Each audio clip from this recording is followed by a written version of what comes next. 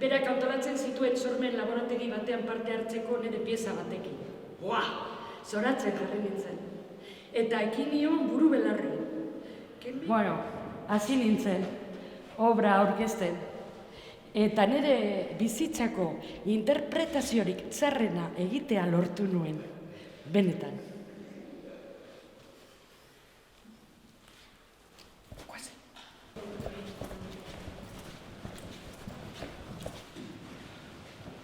Ardorien zer den bat, azalpena.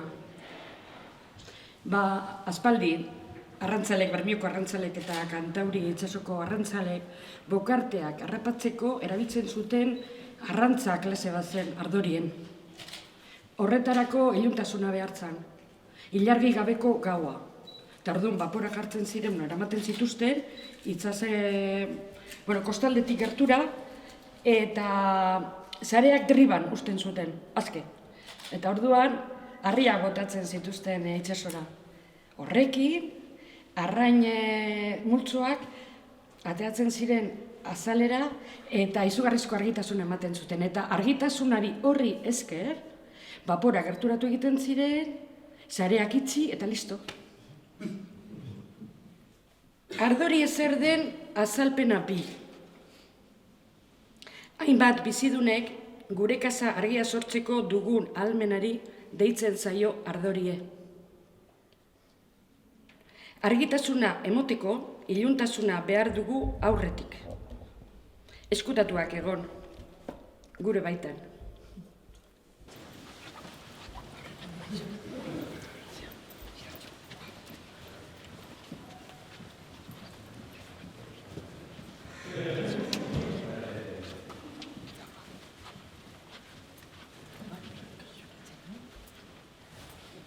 Sarritan izaten naiz beldur. Sustau egiten naiz. Eta gainera gaur eta hemen ardorien jarriko garelakoan nago. Eta horrek bai ikaratu egiten hauela. Naiz eta azaltzeko zoratzen egon. Bai, azaltzeko beharra eta gogoa dokat. Gau ilunetan, arrain txikien multzoek, itsasazalean fosforesentziak egiten ditugu. Ardorien gaudenean, izaki pelagikoek gure osotasunean iluntasuna behar dugu. Eta orduan harrapatzen gaituzte. Baina benetan beldurtu egiten gaituena ez da harrapatuak izatea. Baizik eta ardorien egoteak zenbat gustatzen zaigun. Horrek bai izuntu egiten gaituela. Ardorien gaudenean, osotasunean gaude. Hauskor eta eder. Eta poesia egiten dugunean, ardorien gaude edo ez da poesia. Arratsaldeon.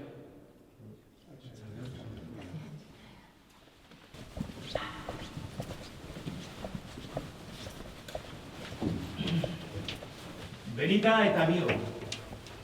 Maldan gorantz. Hau da Benitarekin gertatzen zaidana. Benita, Agapornis familiako txori bat da. Loruen familiakoa. Ez dute hitz egiten, baina oso adierazkorrak, irekiak eta atseginak dira. Oso. Ni, ahal den neurrian, Benita aske izaten saiatzen naiz, baina nigandik ihes egin gabe, noski. Barruan, sartzen ez dut behartzen. Janaria usten diot barruan, sartzen da, eta orduan ixten dut atea. Normalean, kanpoan dago, baina batzuetan barruan egon behar du, eta hori ez zaio bat ere gustatzen. Argi eta garbi azaltzen du hori, ze barroteak mokokatzen ditu, eta atea zabaltzen saiatzen da. Atea zabalik dagoenean ordea, barruan pixka bat jaten du, eta kanpora ateratzen da, eta horrela ez da goze. Agarra jotzen dit pajaruak. Kostaldeko gune batzuetan badaude alga bioluminikoak. Egunez gorrizka jartzen dute ura, eta gauez urrazalean sortzen duten argitasun dirdiratsuari ardora itsasoa deitzen zaio. Ni Almerian sarritan egon naiz halako leku batean, eta ilunetan bainatzen nintzen. Eta nire gorputzak egiten zuen mugimendu bakoitzeko, argi izpiez ziprestitzen nuen gune guztia. Eta jirabiraka ibiltzen nintzen, horaxe. Orduan, kanpanila nintzen. Katua eta biok, maldan gora. Nire auzokoaren katuak, 8. pisuko leiho ertze estu batetik begiratzen nau. Goizean goiz ikusten dudan lehenengo gauza da. Bere begi luzaran eta berdez begiratzen nau, eta portzelanazkoa izango balitz bezala geratzen da geldi goian. Behean, patio bat, estua ere, bizitza bezain sakona. Zorua, gorri-gorria du. Ei, zergatik jarriko da katua arriskuan? Ze uste duzu? Agian teilatua askatasunez begiratu alizateko? Baliteke, ez da? Edo agian katua begiratua izateko, bera.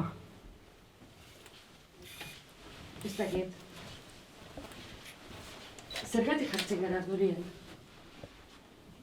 Jaritxo? Ardorien gaudenean mugetako ertzetan ibiltzen garelako. Kolokan. Bazen.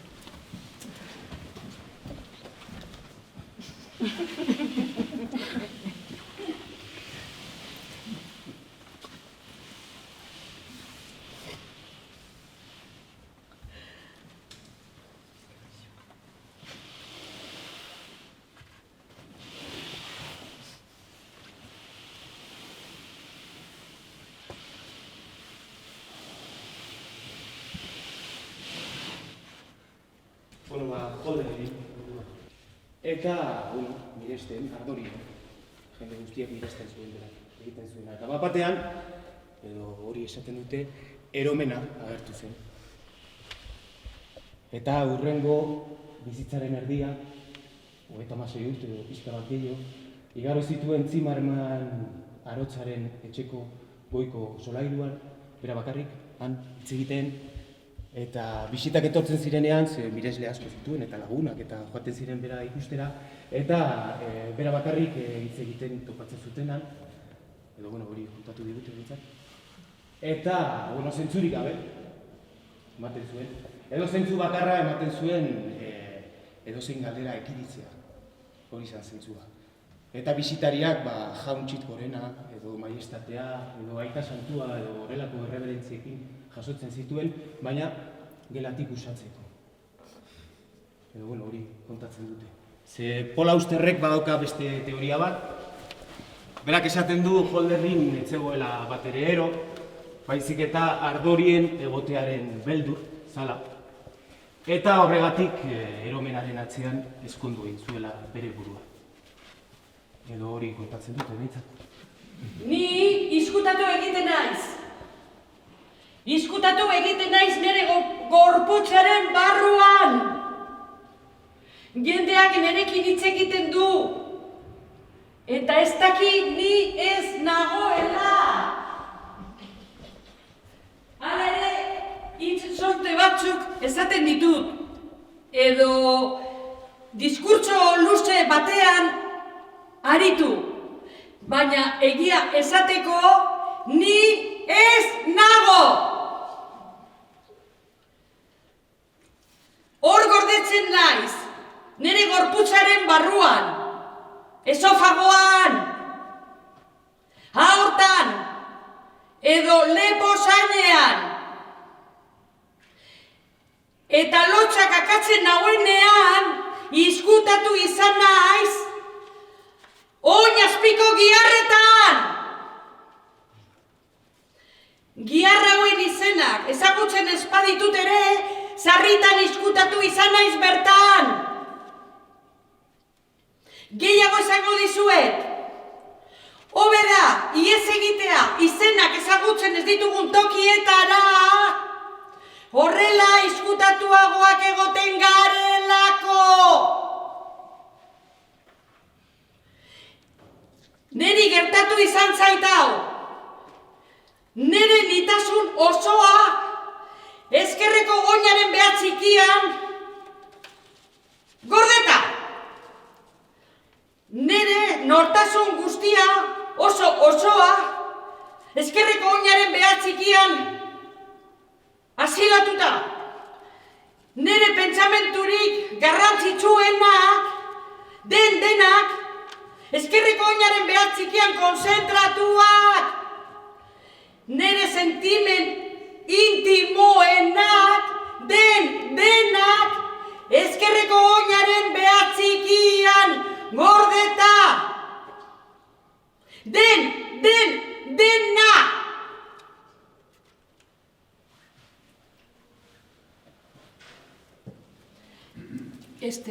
Zapaltzen nautenean azkena da. Zapaltzen nautenean garrazik ikasten naiz. Eta garrazika egiten badugu ezin gara izkutatu. Eta azkena da. Garrazika egiten dugunean, gure gorputz osoa azalera datorkigu, ia zer gertatzen den kuskuseatzera. Eta hori azkena da. Ze azala gardena da. Leiho baten modukoa. Eta ezin gara izkutatu. Eta desgrazia bata.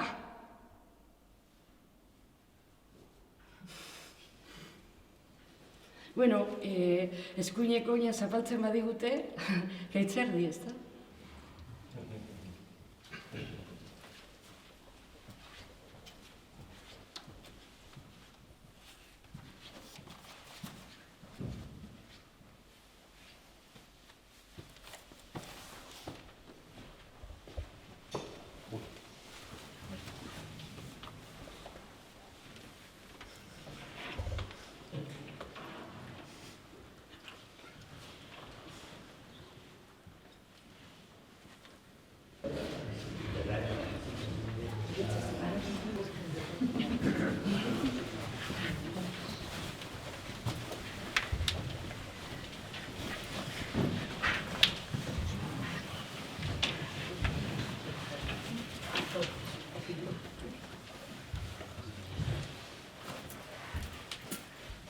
Behatokia, Maldangora. Nire amuma arabarra, umezurtz geratu zen oso goiz eta bere aizparekin batera, Bizkaiko herri batera egin zuten. Handik gutxira bertan, oialdenda bat zabaldu zuten. Zehazki, portua begistatzeko behar zen altuera justuan. Aitite, gure aitite, auzoko Txomane baserrian jaio zen. Zehazki, itsasoa begistatzeko behar zen altuera justuan. Amumak herri hartan bere sustraiak botako zituela erabaki zuen. Eta aititek, hain zituen begiak kolore urdinez beteta, hain kresala usainez arima, itsas gizona egintzela, erremediorik gabe. Izara zuri leunak, marinel jantzi sendoak, eta eriotza apaintzeko hil, oial, puntilladunak josten zituen amumak. Itsas handiak zeharkatzen zituen vaporak pilotatzen zituen aitite kapitainak.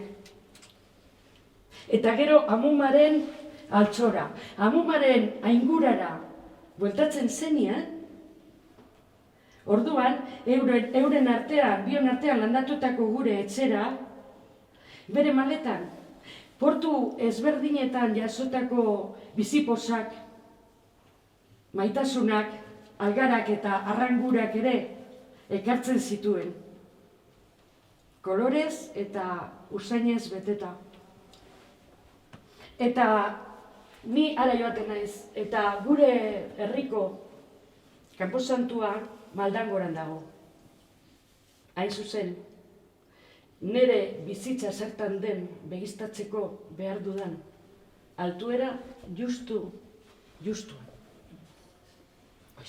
Harritu egiten hau olako bazter galdu batetik bizitza pasatu izana. Zuri ez zaizulako zer gertatzen. Egia da, hori egia da. Nire zait, inoiz ere, ezer ere gertatzen. Kafetegi batetan bakarrik nagoenean, aurrez aurreko kalera begirada galduta dudala, berde multzo bat pilatzen da. Ekarri agurtu eta hitz egin, eta farre egiten dute. Orduan, auto egiten bat eragatzen da, eta agara zartzen dute. Edo kamareroa, bere kafe katxindua hartu eta jaman egiten duenean, barran uste du, potxikotik mobila atera, pantailan zerbait irakurri eta irriparre egiten du. Orduan, konturatzen zara, ia inoiz ez zaizula ezer gertatzen. Edo gero, autobusean, agure bat hartzatu egiten da, eta atxo bati lekua usteko. Atxoak irriparre egiten dio, erdi pozik, erdi irainduta lekua usteak duen esanaiagatik. Poltsa sorbaldatik labandu eta eroizan. Zilarrezko izpilutxo bat lurrarekin bat egiten. Agureak egez, lurrera erotzeko zoriak izpilutxoa jasotzen du. Autobusa bat batean gelditu egiten da. Agureak alduen bezala eusten dio euskarriari. Eternitate bat igarotzen da berriro mente jarri arte.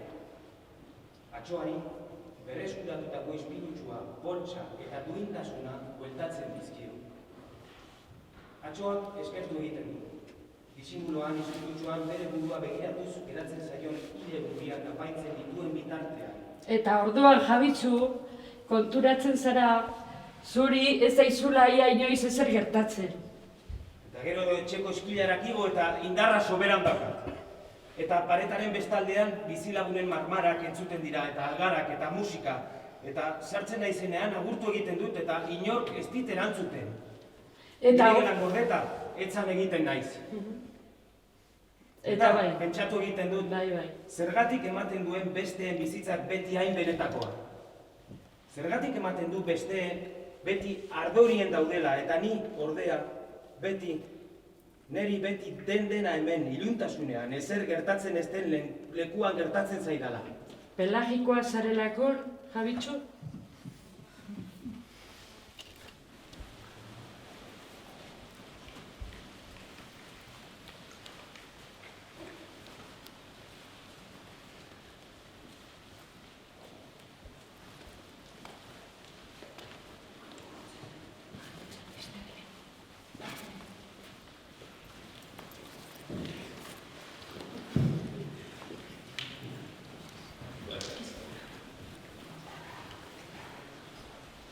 Batzuetan beldurra daukat.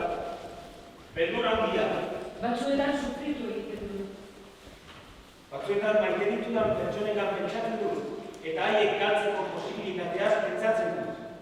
Batzuetan gaixo dagoen norbait ikusi eta asko sentitzen du. Baliteke laguna edo senidea ez izatea. Baina gaizki sentitzen naiz. Asko sufritzen du. Gau ilunetan, arrain txikien multzoek. Arrain txikien. Itxasazalean fosforesentziak sortzen ditu. Ardorien gaudenean. Iluntasuna behar dugu gizaki pelagikoek gure argitasun osoa azaltzeko. Eta orduan, harrapatzen gaituzte. Bai, sufrimentu guztia dira pixka bat guztionak. Bai. Pentsamentu guztiak dira batzuetan guztionak. Maitasun guztiak ere batzuetan gu guztionak dira. Algarak, lagunak, besten lagunak ere askotan gu guztionak dira. Heriotza ere pixka bat gu guztiona da. Eta nik hori batzuetan asko sentitzen dut. Eta beste batzuetan gutxi sentitzen dut. Eta gutxi sentitzen dudanean, badut munduarekin kezkatzerik. Bai, badut adibidez poesiarekin jolas egiterik, edo filosofiarekin, edo hitzekin. Baina asko sentitzen dudanean nire gorputz osoa sentimentuz betetzen da. Nire buru osoa emozioz betetzen da. Eta zer gertatzen zaigu orduan? Funtsezkoena, hauskorrena, ez da? Adibidez, maite dudan eta sartzen ari den ama, edo maite dudan eta sartzen ari den aita, edo laster jaioko zaigun biloba txikia, hori da, gelditzen zaiguna. Gainotzeko guztia ez du inolako garrantzirik. Dugu, hala ere, kuadro batekin inkituta geratu, ezta?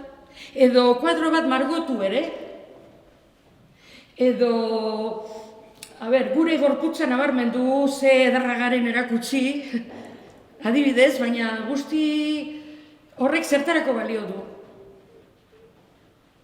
Zertarako ez, ezta? Adibidez, non dago guztiz bikaina den liburua, Edo dena konponduko duen filma. Edo salbatuko gaituen antzerki lana.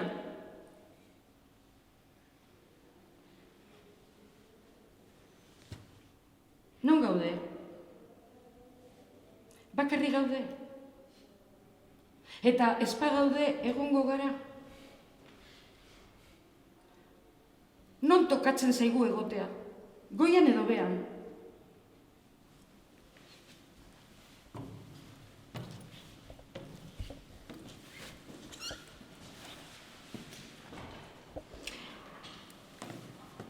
Adibidez, nik badakit harreman bat bukatzen. Maitasunezko harremanak, dinot. Maizua naiz ni horretan. Azten eta bukatzen. Badago jendea, bukatzen ez dakielakon bizi osoa irau arazten duela.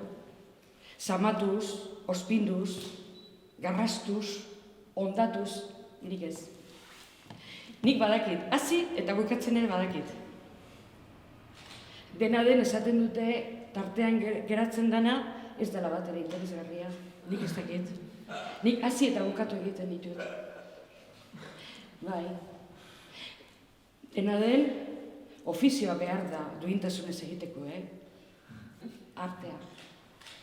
Ni aditua naiz. Artea. Noski. Artista gara edo ez gara. Baina, izatea edo izatea, zertarako bai. Horrek ez du ezer ere aldatzen. Antzez lanak egiten ditugu edo poesia emanak dira, irriparra egiten dugu, sentimentuak sortu, ideiak sortzen saiatzen gara, baina zertarako bai. Hori dana ondo dago, eta gainera ederra izan daiteke ere, baina zertarako bai. Beldurrak entzeko, osorik aterako gara.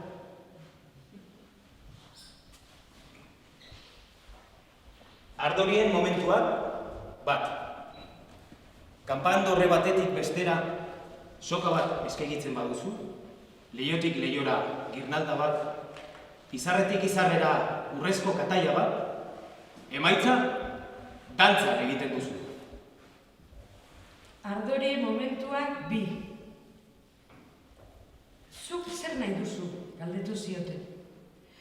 Ni egun bero batetan erreka fresko batean bainatu. Erantzun zuen. Ardorien momentuak 3. Iluna barrean, elurra mara-mara ari duenean, gora begiratzen badugu, parezituten du zerura goazela.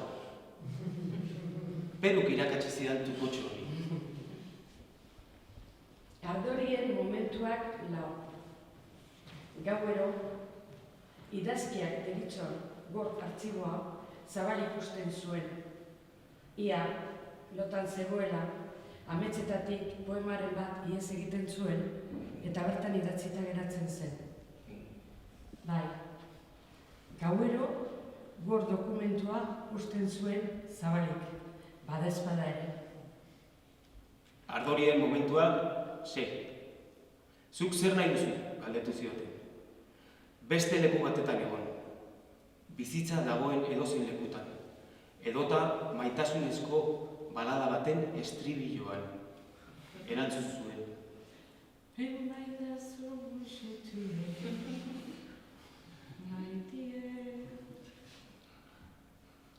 Ardorien momentua zazpi. Pelagikoak baldin bazarete eta erdibidean geratzen baldin bazarete, gezurretan zara.